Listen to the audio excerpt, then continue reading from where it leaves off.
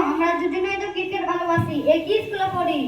তবু অনেকে বলে হিন্দু আর মুসলিম আলাদা।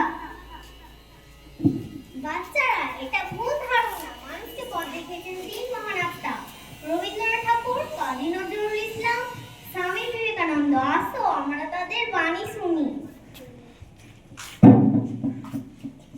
বাচ্চারা, মনে রাখো, মানুষের উপর মানুষ সত্য, তাহার উপর কিছুই নয়। আমরা সবাই প্রথমে মানুষ।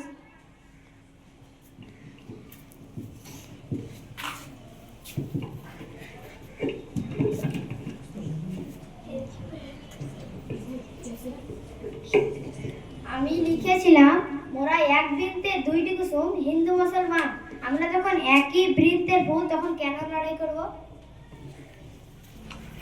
ভাই ও বোনেরা, আমি বলেছিলাম সব ধর্মই এক, সত্যের দিকে যাত্রা। ধর্ম মানে সেবা, ভালোবাসা আর ঐক্য। আমরা একই ডালে দুই ফুল। হ্যাঁ, রং আলাদা কিন্তু ডাল একটাই। একদম তাই।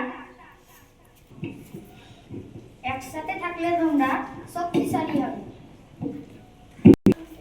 আলাদা হলে দুর্বল হয়ে পড়বে। হিন্দু মুসলিম আমরা এক পরিবার। রবীন্দ্রনাথ শিখিয়েছেন ভালোবাসা, নজরুল গিয়েছেন ঐক্য, বিবেকানন্দ বলেছেন ধর্ম মানে মিলন। ঐক্য আমাদের শক্তি, বিভেদ আমাদের দুর্বলতা। আমরা প্রতিজ্ঞা করি